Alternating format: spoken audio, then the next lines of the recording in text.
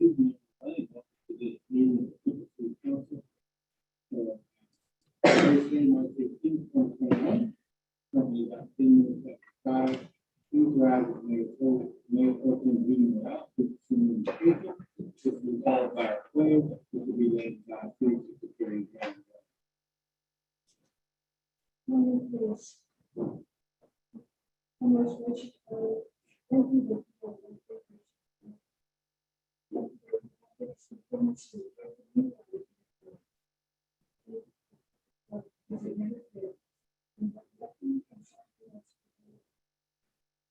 we pray that unity may prevail in the community. Help us to be intentional and witness. Help us in the city to come together and resolve the issues. Work this out. And help us to help issues. We ask that you continue to be comforting here with us. Thank you for our team that was saying, say, the worship from all those sacrifices is so that's our approval for national and now we have city council. Many equal advances and expertise to the table more about solutions together. Help us to listen and make decisions as the best path for the city. All of that unity, help us to actually help us to see resolve all the things. We pray for spiritual and parents, restoration, and unity. We live without a very rich or impacts and spirits right now. We pray for the healing of God, that you will raise up innovative businesses and managers and get your will to our community. You will raise up and connect to the work ethic and moral direction. So I see it in person. May the blessings rain down on our nation. And we give peace and harmony for the families. And we give prosperity and hope for those who in the spirit.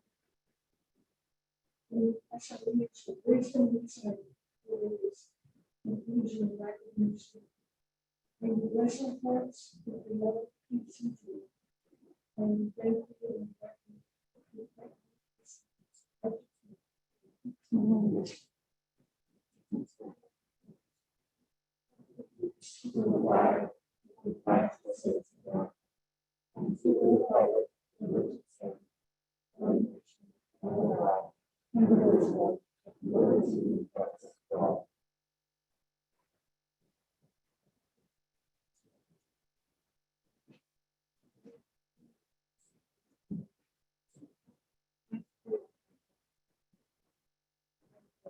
sorry.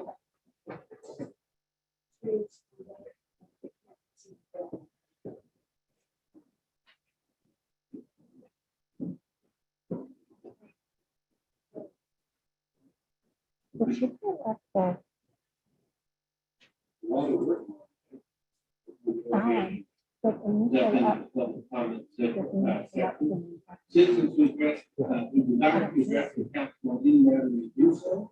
Long as we find that's part of the meeting. Other comments we receive during open meeting, or please note those comments. Please understand that no discussion or file action is taken by the council. So we have a number of folks that have signed up tonight. What's going to be pardon? Let's move scratch down. You're up. Mayor, Jesus.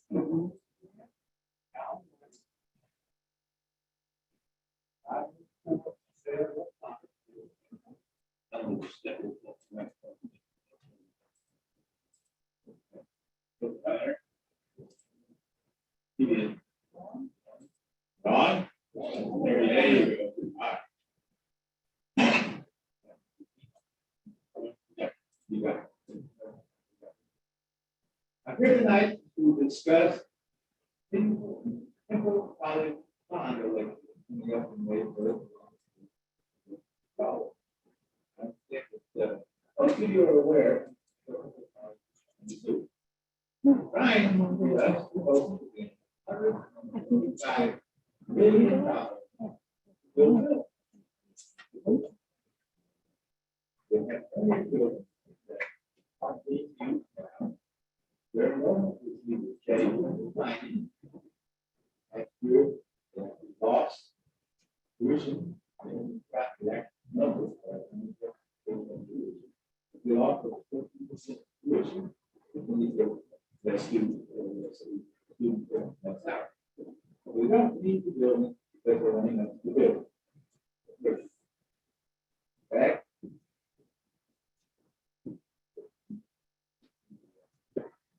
Past 50 years. But they have actually only had 4 bonding for 33 million. That's an awful lot of schools have already gotten. But 125 million. We think.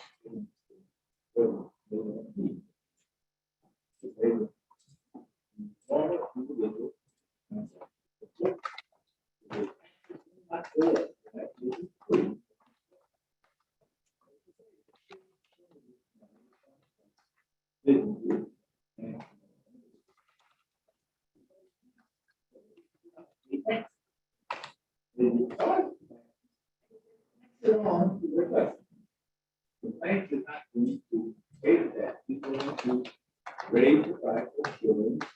Groceries is to.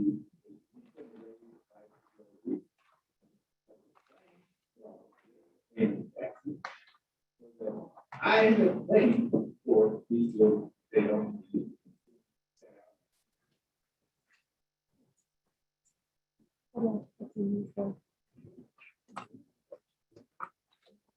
Thank you. Thank you.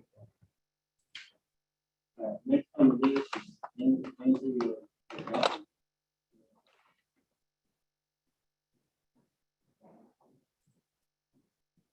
Good afternoon, my name is Andrea Garcia. 20 months. Address is 2515. Thank you for allowing me public comment today. I first want to point out that the COVID cases of the United States, this is those that don't or have never had a mask in place, such as South Carolina, are relatively comparable in some way worse. These states never had hospital capacity. Florida was open months ago, hasn't had a crisis, and they certainly have a higher percentage of elderly per population density than the group. My husband was a doctor while the elderly. He's also a new doctor right now after a vaccine that he had that was required to have brain brain. He receives immune therapy every month. He cannot wear a mask. Every time we go into the store, people look at me and assume that because of the way he looks, being 6'2", but used to be a very physically fit, active father and dad, they assume that he's selfish and that he doesn't care about what we do.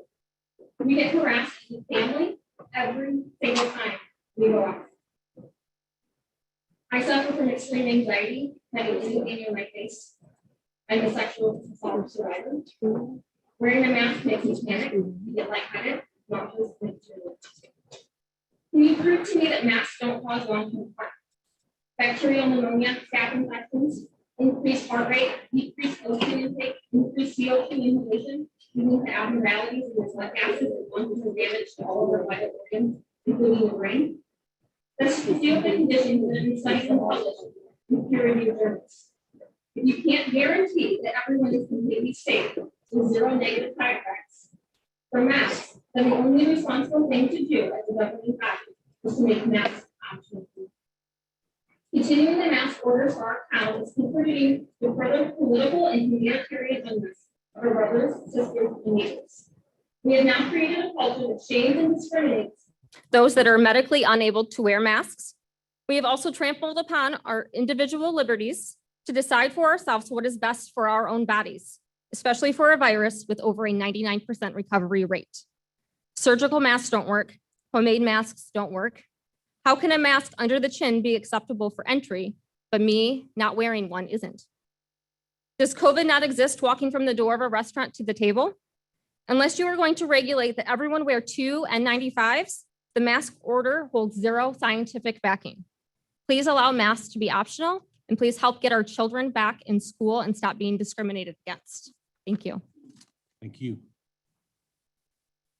Next speaker is Sharon Rhodes.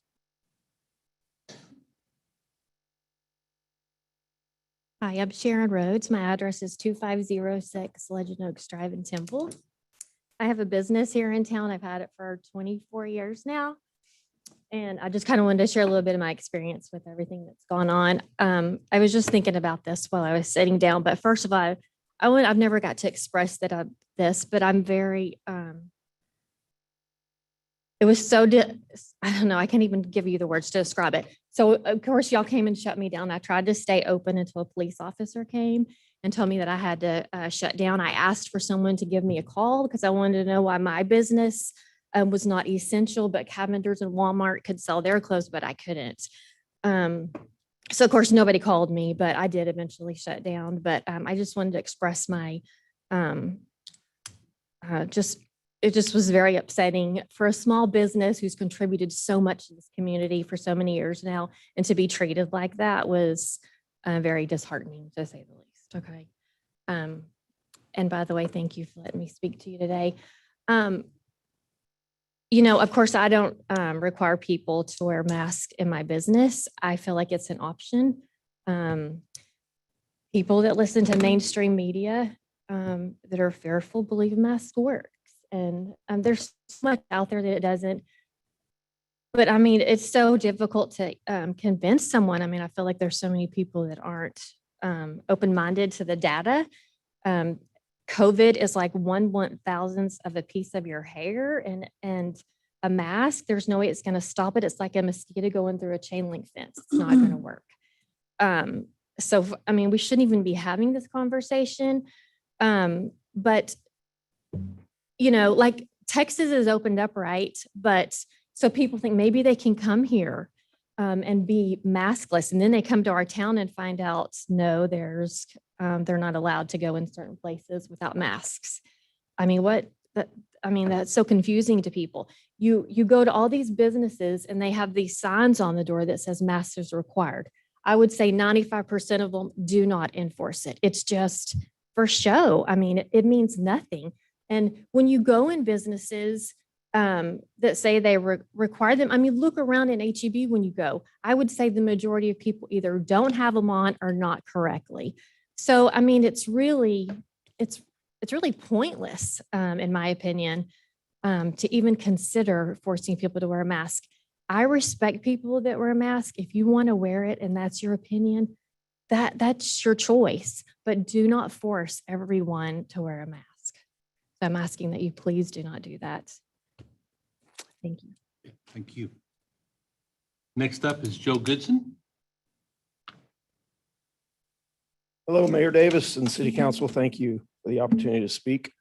I'm with those who would like us to, as a city, take a different approach than the play it safe, politically correct approach.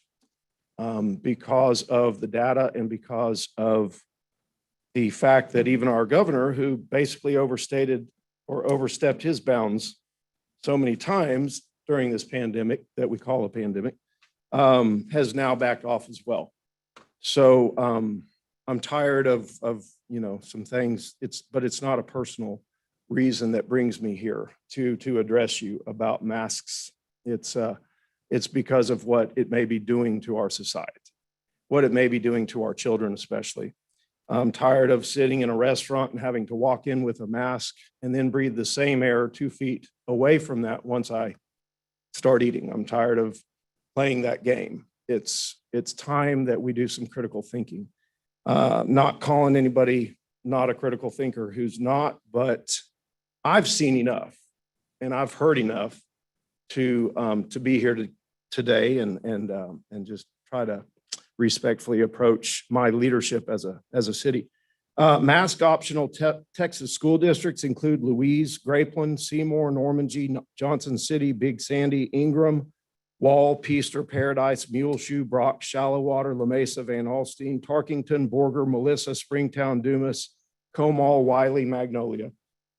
And I guess I'll read until the bell rings. But Dr. Jim Meehan wrote an article and it's called this: Surgeon Destroys the Myth. If masks don't work, why do surgeons wear them? This is what he said. A response to people who use the classic fallacious argument, well, if masks don't work, then why do surgeons wear them? I'm a surgeon who has performed more than 10,000 surgical procedures wearing a surgical mask. However, that fact alone doesn't really qualify me as an expert on the matter. More importantly, I'm a former editor of a medical journal. I know how to read the medical literature, distinguish good science from bad and fact from fiction. Believe me, the medical literature is filled with bad fiction masquerading as medical science. It is very easy to be deceived by bad science.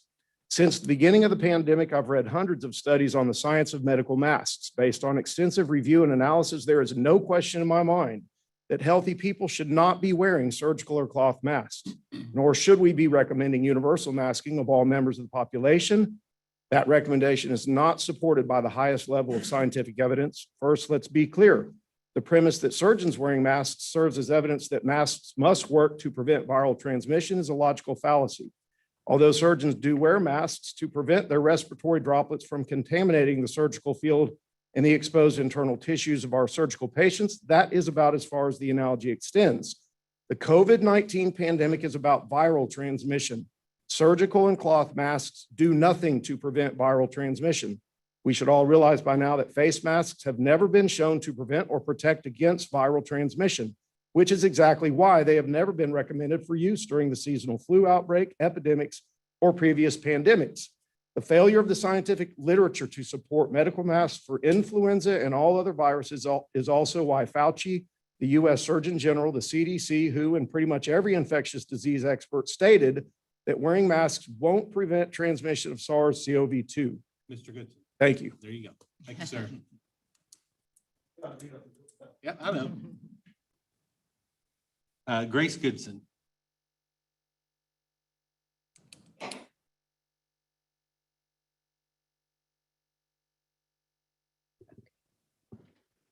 Hi, my name is Grace from Temple. I'm representing myself, my younger sister, and all the children of Temple. Thank you for hearing me today. My parents are teaching me about the importance of your role as elected officials and how it affects the community you serve. Today, I need to share with you about something that happened this past weekend after Governor Abbott lifted the mask mandate.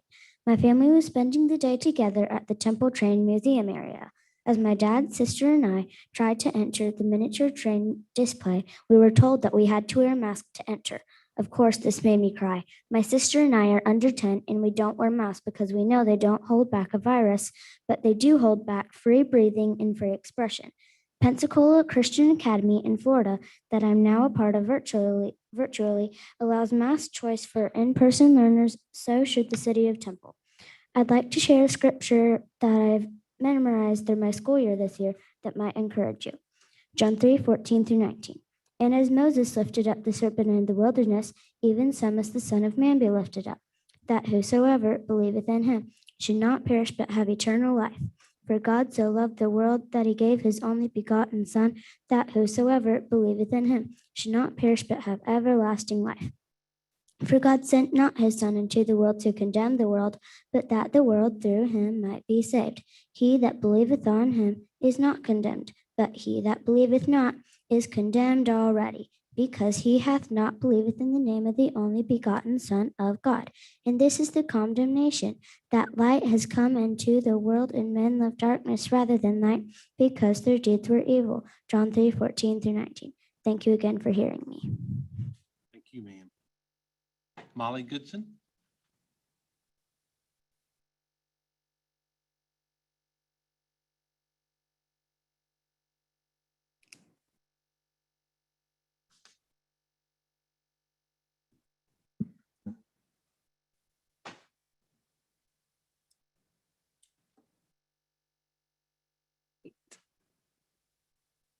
All right, thank you, Mr. Mayor and Temple City Council.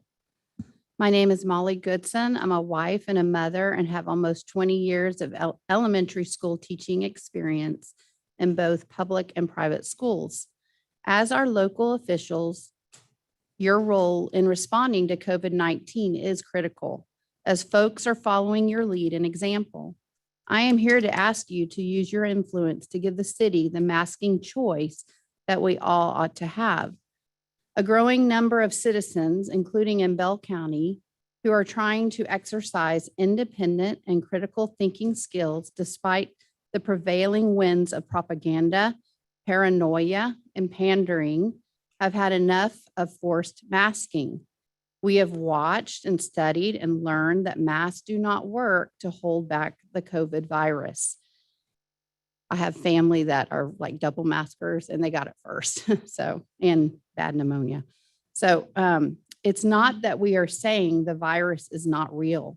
Some of us are among those who have lost ones to this virus, especially when it has been accompanied by other illnesses. Neither are we saying that nobody should wear a mask. Those who believe they should wear a mask should wear one, and they have the freedom. We are simply asking to have the same freedom if we believe we should not be wearing a mask. We are asking for masking choice. To issue a masking choice policy is your freedom to do. This would include the removal of all mask forcing social distancing signs from all city-run buildings. That's a big part of what I'm trying to say here. Please give us the choice as the local citizens of Temple to mask or not to mask when we frequent city-run establishments. Mayor Davis, I brought you a book called, it's called The Doctrine of the Lesser Magistrates. An example of what is in this book is when the governor of Illinois was going to fine and put in jail any businesses that opened during their mandated shutdown. And the local officials of Madison County came together and made an official statement saying that they would protect their local citizens by not enforcing this overstepping mandate. These local officials made the decision to stand between the state and their citizens. The following day, the police issued their own statement and they would not be arresting anyone for opening their businesses. The governor then rescinded his mandate the next day. That's a lot of what this book is about, the interposition of the role that God has given you guys on behalf of doing right for the people. This is a powerful example of interposition, and the book is full of that. Thank you. Thank you. Know how to get that to you. Thank you, ma'am. Kathleen Wilson?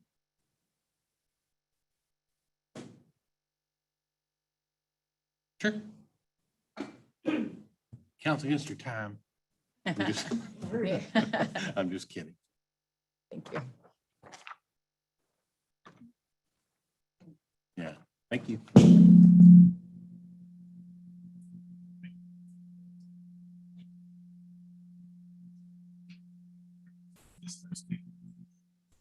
This does too. Go ahead. All right, my name is Kathleen Wilson. I'm at 506 Park Place Lane. And appreciate the opportunity to speak to the mayor and to the council. What I want to say is that I do not agree with the requirements of the mask mandates that are put forth. Citizens of this community should be able to determine what is best for their health and for their family's health. Requiring masks takes away our individual freedom to choose and is an overreach of government to do so. If the thought is that government must to protect us from this COVID-19 virus, then I ask that we look at what the facts are behind the effectiveness of the masks, or was the decision to continue with the masks made through just opinion and what everybody else is doing? If you take a quick look at the handout that I gave you, you will see that the coronavirus is very small, which somebody else has already mentioned, and that there's no way that these masks will stop that virus from going through. We've even got a picture of a manufacturer that gives out these loop masks, and they're smart enough to put on there that it will not provide any protection against COVID-19. If you take a look at the next pages that I have, these are basically just this Swiss Policy Research is a company that just puts together, it's an independent research group that puts together studies.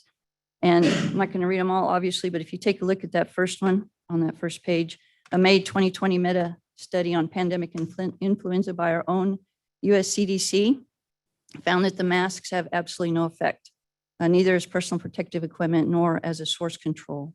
All the rest of those are studies. They have the actual information there. If you go to the website, you can find the actual study that was done. This is just not some crazy guy that's put this together. And at the very bottom on number 4, additional aspects, the US CDC has also found that 85% of the people infected with the new coronavirus were wearing a mask. And somebody else has also mentioned that too. You're hearing some of the same information because it's very important as to how we make decisions, looking at facts, not just making opinions. The rest of those are actual graphs of COVID-19 cases and when the different countries and different states here put their mask mandate into effect. And you can see that it absolutely doesn't change what the virus is going to do. It's because the masks don't affect what the virus does. The virus goes right through. If you take a look at the last page, we have total cases of COVID per million, and we have Georgia, Texas, California, and Florida. Texas and California required masks, Georgia and Florida have not, and it does not change one iota what the mask or what the virus is doing. So I just encourage you to try to take a look at why the masks are being put forth. Is it opinion, or are we trying to actually protect ourselves? And then lastly, Governor Abbott did release this mandate, and part of his is no person may be required by any jurisdiction to wear or mandate the wearing of a face covering, excuse me. So it seems that the city should take away that mandate just per what Governor Abbott did. Businesses make their choice, then we as consumers have to decide whether we're going to give them our money. But we should have the freedom to choose. That's the bottom line. There's not enough information to say that the government should force us to wear masks. If people want to wear masks, that should be a choice in this country. This is why we have a free country. And so I just encourage you to take that away and let people decide if they want to wear the mask, they can wear the mask. If they don't, then we don't. I appreciate your time. Thank you. Thank you, Ms. Wilson. Nancy Cramblett.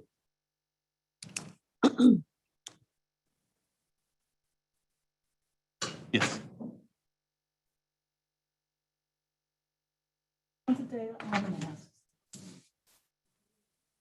Thank you. Change your minds. You can be the people.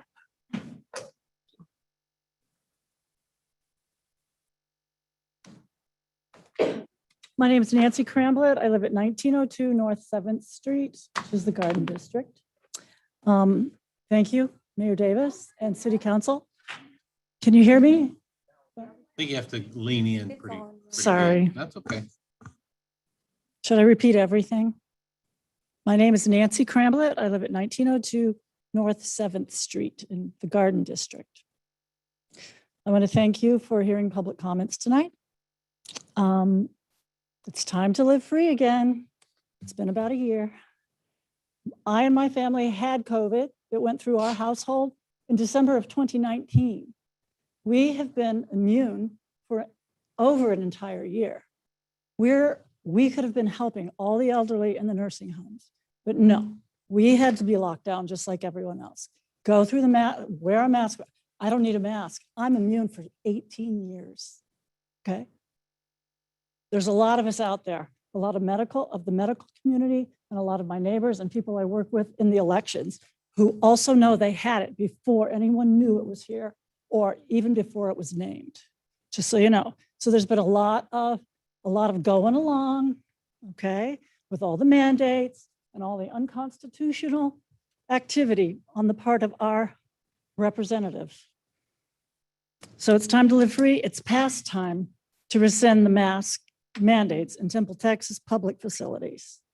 It's time for us all to come out of the bunker where you have forced this community.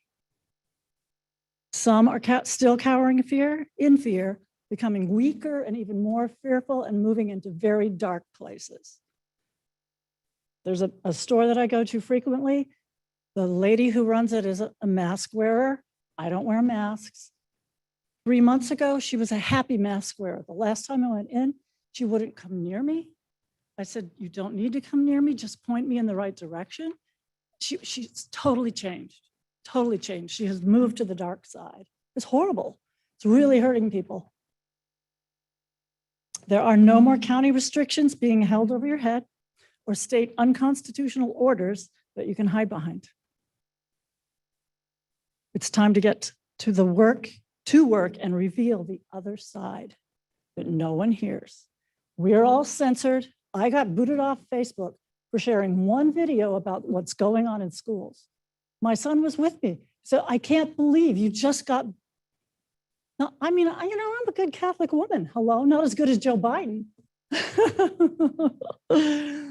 And that was just sharing what's going on in the schools. No one wants you to know what's actually happening in the schools. Excuse me. It's time to get to work and reveal the other side of the story to help relieve the fearful. There are a lot of people who are living in fear. A lot of elderly that haven't come out of their homes for a year. I have neighbors that haven't. They don't even want to answer the door. They're so afraid.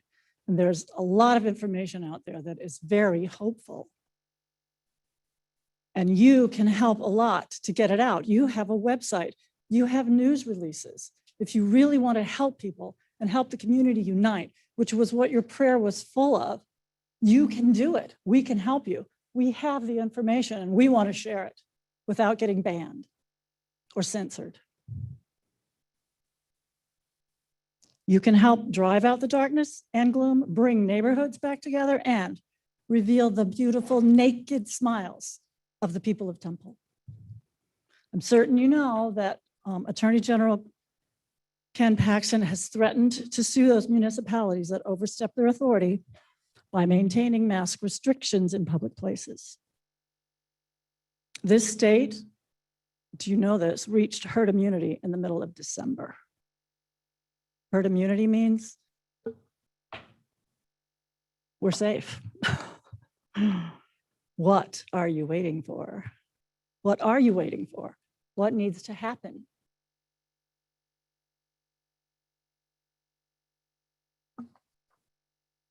Put on the armor of God.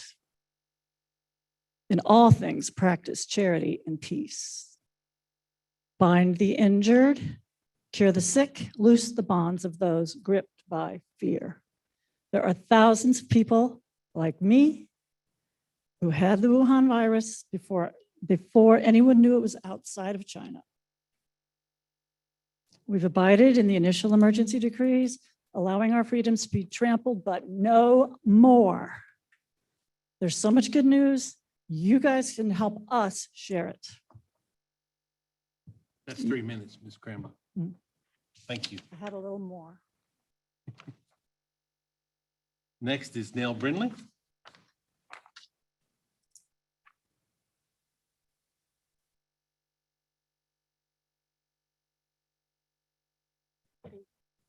My name is Nell Brindley.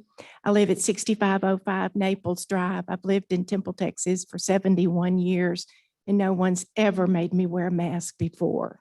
I've lived through the polio.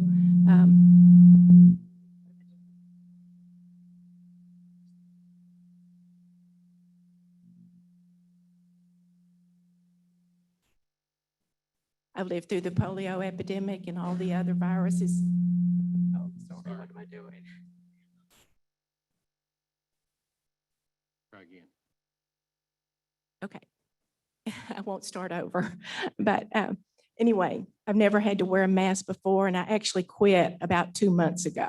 I was scared at first, but I'm not going to be afraid of a virus with a 98% recovery rate. I'm not going to live my life in fear. And so I was thrilled when the governor rescinded his mask mandate. And I'm asking you as a council to lift the mask mandate in Temple, Texas. And I'm going to let the mask speak for me. I don't know if you've looked at the packages of the masks that you wear, but and our children are made to wear, but it's pretty interesting. You have to get a magnifying glass to see some of the disclaimers. This one here says, not for medical use. This mask may help against certain particles. Now, yesterday it probably would have helped when West Texas blew in, but I don't think it's going to help against a teeny tiny virus. Misuse of this product may result in sickness. If mask becomes damaged, soiled, or if breathing becomes difficult, leave the contaminated area immediately. That's this package I bought early on.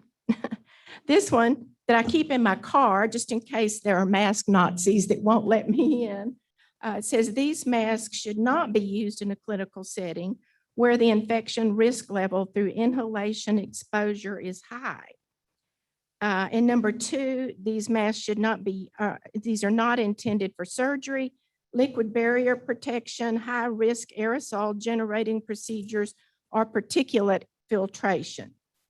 It doesn't sound like they're real confident of these masks. And they're not to be used by children 2 or under, thank goodness. And then this package that I just picked up at Staples today, because I wanted to get some different warnings and disclaimers. It says that they do help block large particle droplets, sprays, or splatter that may contain viruses, bacteria, dust, or pollen. And we all know that the coronavirus is tinier than we can even imagine. And as someone else mentioned, it's like going through a chain link fence. These are just, they don't work, and the masks tell you they don't work.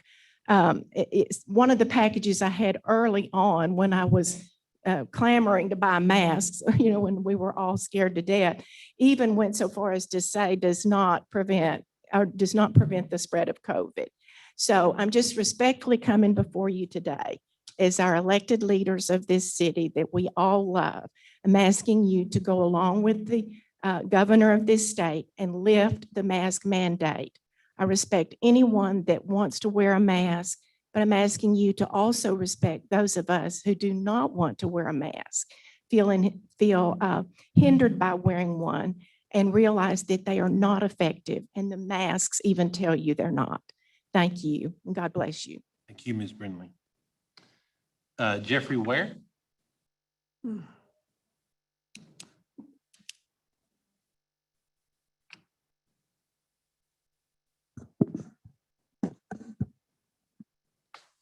Jeffrey Ware of 2600 Moores Mill. Is this going out? Is it going out? Jeffrey Ware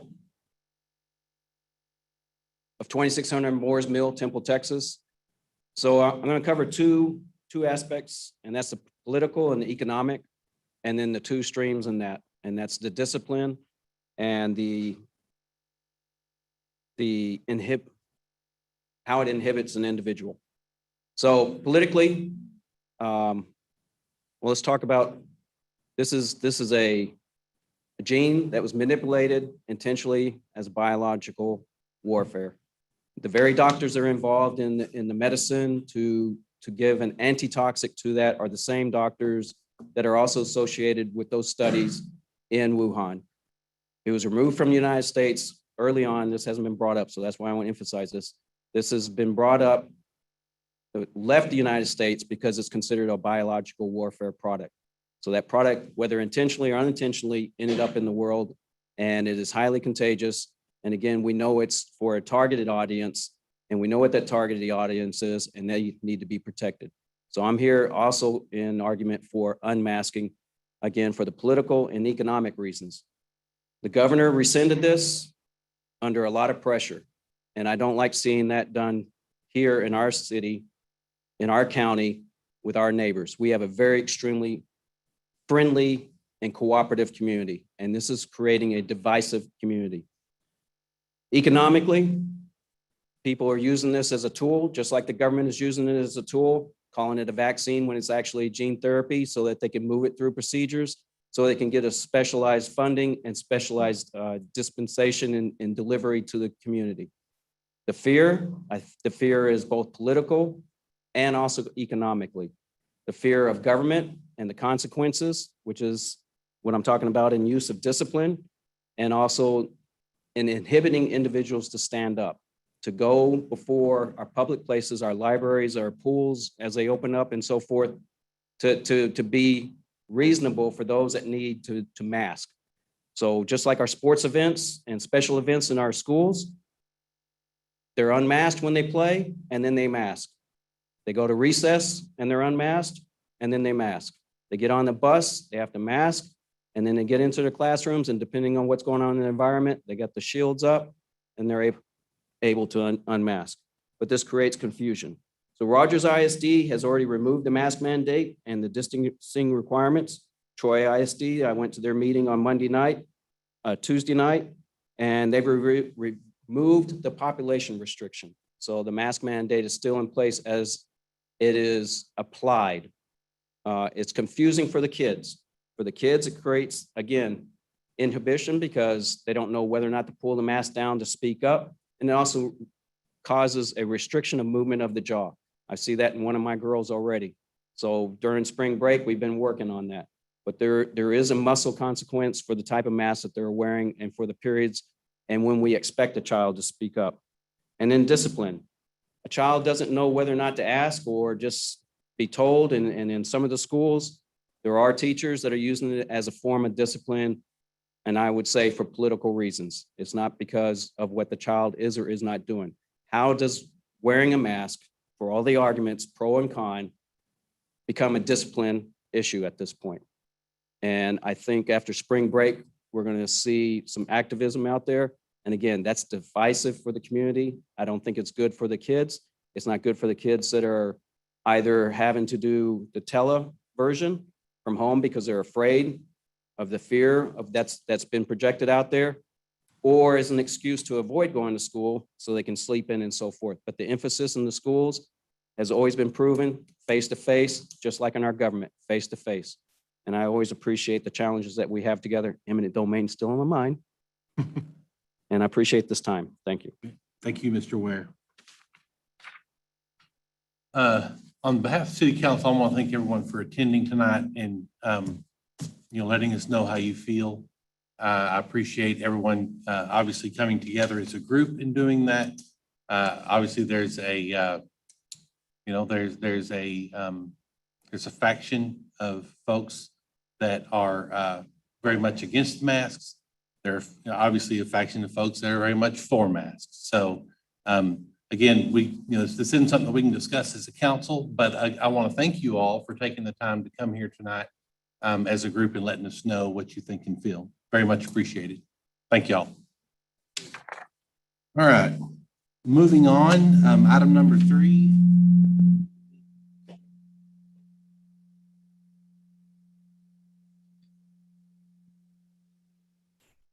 Item number 3 is a consent agenda. All items listed under this section are considered to be routine by the City Council and may be enacted by one motion. If discussion is desired by the council, any item may be removed from the consent agenda at the request of any council member and will be considered separately. Council, we met obviously during the workshop.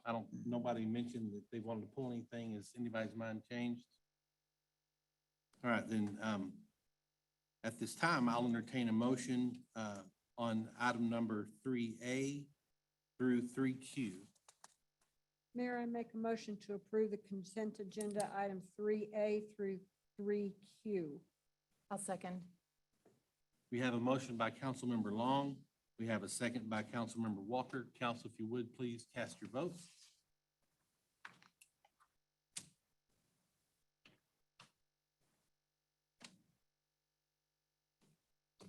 Item number 3 passes 5-0. Moving on to item number 4 is the first reading in a public hearing to consider adopting an ordinance approving a conditional use permit to allow sales of alcoholic beverages for off-premise consumption at 8774 West Adams Avenue. Mr. Chandler. All right. Good evening, Mayor and Council. Planning and Zoning Commission reviewed this on February, I think that was the 22nd, and we will just go into brief presentation. So here on the map, you can see where the proposed package store or alcohol sales, and thus the purpose of the CUP, where it's located. It's in the Sunset Plaza Shopping Center between West Adams, FM 2305, and Adams Lane. And so, of course, package store is often called a liquor store, and does require a conditional use permit in a general retail zoning, and that's what it currently is zoned. The applicants for Bluebonnet Liquors are out of Fort Worth, and they have at least one store there. And I understand that the applicant is also attending virtually, if y'all have any questions for him. It's also not located within 200 feet of a church, public or private school or public hospital. And these are distance requirements that are outlined in Chapter 4 of the Code of Ordinances. It also complies with the specific use standards in UDC Section 5317. And then also just looking at the parking, certainly existing parking is sufficient.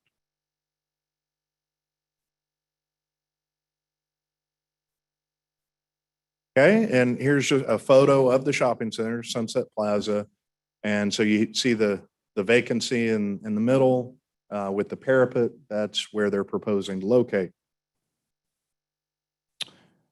And so this is along Adams Lane, just behind the shopping center. And of course, Dollar General immediately to the west. And here's a floor plan that would, because this is with an existing tenant space within an existing shopping center, this would be essentially the site plan that accompanies a conditional use permit. So on the left, you can see the existing zoning, and it's currently a general retail plan development district. And then on the right, for a comprehensive plan, you can see that the future development plan shows this area as corridor mixed use. And so 14 notices were sent out to property owners within 200 feet, and 0 have been returned to date. And so when you look at the conditional use permit criteria from UDC Section 53354, in terms of the impact on neighboring properties and potential nuisance, it meets all of the criteria by staff's interpretation. And just a reminder that also in the conditional use permit section of the code, a CUP can be revoked if it doesn't meet some of the criteria shown there and creates a public health hazard. So staff does recommend approval of the conditional use permit and subject to compliance with UDC Section 5317 and Chapter 4 of the Code of Ordinances. P&Z recommended approval unanimously at the February 22nd meeting. And I'd be happy to entertain any questions. Thank you, Mr. Chandler. Council, any questions? Yes, what church or school is it close to? I guess the closest church could be First Baptist, but it's outside of the 200 foot minimum.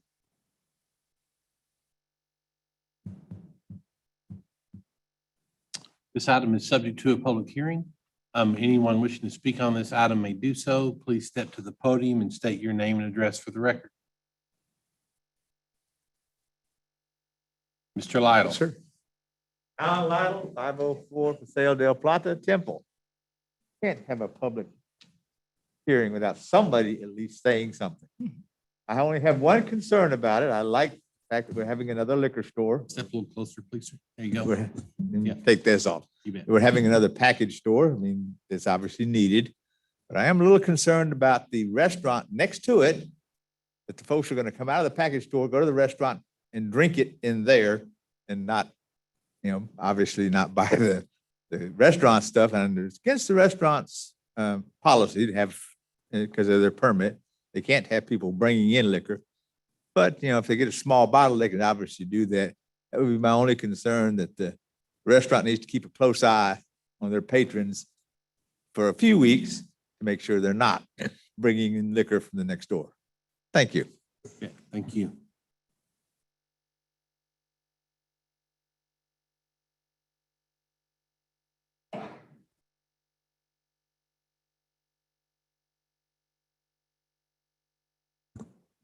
My name is Sherry Eller. I live in Temple, Texas. I just have a question for y'all to consider. The Parks and Recreation has a hike and bike trail all along there. And Holy Trinity Catholic School is pretty close to there. I mean, 200 feet is like not very many feet. That's the ordinance. Right, But- it's the ordinance, Right. but I think, and maybe I'll talk to Holy Trinity Catholic School because they might not be aware that this is happening. But their track team, I see them running on the hike and bike trail all the time, so they're going to be running by there. And so anyway, I'm just kind of against that. And that Jalisco's right next door, they have added on a bar and grill there, so they do drink there, but having a package store where you're selling it all and all that, there's a lot of riffraff that goes on, stuff that happens whenever you have these liquor stores. So move it somewhere else. Thank you. Thank you.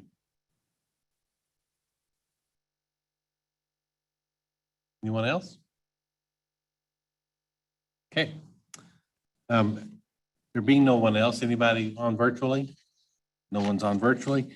At this time, we'll close the public hearing on this item and entertain a motion. Mr. Mayor, I move that we approve the conditional use permit as presented. I second that motion. Have a motion by Councilmember Williams, a second by Councilmember Long. Council, if you would, please cast your vote.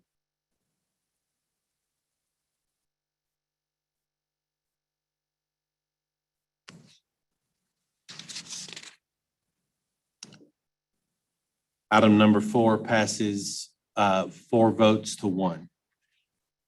Moving on to item number 5 is to consider adopting a resolution pursuant to Government Code Section 2206.053, finding that a portion of a property situated in the Maximo Marino Survey, abstract number 14, Bell County, Texas, is necessary for the Hartrick Bluff Road expansion project and authorizing the use of eminent domain to condemn that property.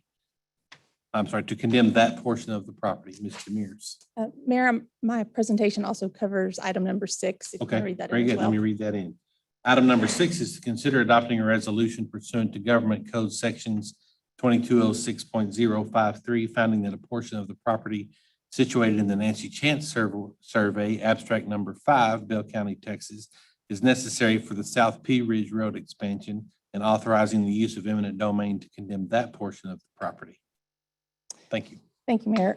Tonight, bringing forward the request to authorize eminent domain on 2 properties on 2 of our road expansion projects.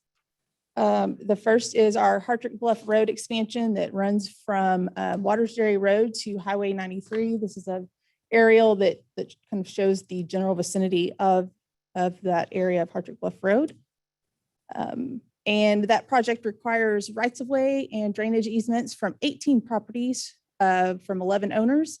There's no relocations on this project. Stateside Right-of-Way Services is assisting staff with those acquisitions. We have acquired or are coordinating closing with 7 property owners. We're negotiating with 3 owners at this time, and we are seeking eminent domain authority from 1 property. And this is the location of that property. It's at 6510 Hartrick Bluff Road. That's an aerial of the property. The area in green is the right of way that's needed, and the area in blue is the drainage easement. And this is another visual of the area that we need. We need a 0.252 acre right of way and a 0.057 acre drainage easement. We made an initial offer on November 4th to the property owner. Just compensation, the appraiser determined to be $142,549. Initially, the owner was fairly cooperative and seemed to want to work with us, and then indicated he did not. So we went ahead and sent a final offer letter on December 11th, and that should say 2020, not 2021. That hasn't happened yet. However, just last week, we did receive a reasonable counteroffer from the owner, and as of Tuesday, entered into an MOA. So next meeting, I will bring that memorandum of agreement forward for your approval. However, we did decide to go forward with eminent domain authorization just in case that agreement falls through for some reason. But hopefully it doesn't. We don't foresee any problems, but just to be on the safe side. And oh, okay. The next one is the South Pea Ridge Road expansion that runs from kind of Westwood Hills Boulevard down to Poison Oak Road. And that project requires rights of ways, drainage easements, and public utility easements from 7 property owners. Does not require any relocations. And again, stateside right-of-way services is assisting us with those acquisitions. We've acquired rights of ways and easements from 4 property owners, negotiating with 2 property owners, and seeking eminent domain authority for 1 property. That is a exhibit of the property that we need. It's across from the reserve at Pea Ridge Phase 2, kind of along the Poison Oak Road. I think it's East Poison Oak Road, where it's offset. And we need 0.173 acres in right-of-way and 0.083 utility easement. And there are some a little bit of title curative issues on this one. So there's actually 2 owners of record. And so we sent initial offers to those owners back in July. Some brief negotiations, but we're unable to reach an agreement. They were going to send us a counter offer. I've not ever received that. So we sent final offers to both listed property owners on January 20th and 21st. And so at this point, we will move forward with the request for eminent domain on that property. And so we're asking for the use of eminent domain due to the inability to reach agreements and some minor title issues that should be easily worked out, even if we do reach an agreement. And that's all I have. I'll answer any questions if you have them. Thank you, ma'am. Council, any questions for Ms. Demers on items 5 or 6? Thank you. Mayor, as a reminder, over here, there is specific language that you need to include in your motion, and I think that each of you have a copy of that language at your seats. Very good. So, council, we will vote on these items separately. So, as Ms. Davis said, you do have the special motion language at your seat, and I'll entertain a motion on item number 5. Mayor, I'll make a motion for item number 5, since it's in the district I represent. Item 5, I move that the city of Temple approve resolution number 2021-0074-R and authorize the use of the power of eminent domain to acquire fee simple title to a 0.252 acre tract of land for the right of way and to acquire a 0.057 acre drainage easement on property located at 6510 Hartrick Bluff Road in Temple, Texas, being more particularly described as situated in the Maximino Moreno Survey, abstract number 14, Bell County, Texas, being a portion of a called 4.99 acre tract described in a deed to Michael C. Barnes in document number 2012-6679, official public records of real property, Bell County, Texas, for the construction and expansion of Hartrick Bluff Road. I'll second that. We have a motion by Councilmember Long, and we have a second by Councilmember Walker. Council, if you would, please cast your vote for item number 5. Item number 5 passes 5-0. And I'll entertain a motion on item number 6. I'll make a motion on item number 6. I move that the city of Temple approve resolution number 2021-0075-R and authorize the use of power of eminent domain to acquire fee simple title to a 0.137 acre tract of land right of way and to acquire a 0.083 acre public utility easement on property located at 7240 East Poison Oak Road in Temple, Texas, being more particularly described as situated in the Nancy Chance Survey, abstract number 5, Bell County, Texas, being a portion of a called 0.565 acre tract described in deed to Kirk Family Trust of 1999 in volume 3988, page 486 of the deed record of Bell County, Texas, for the construction and expansion of a South P Ridge Road. A second. We have a motion by Councilmember Walker, and we have a second by Mayor Pro Tem Morales. Council, if you would please cast your vote. Item number 6 passes 5 votes to 0. I want to thank you all for attending tonight's meeting.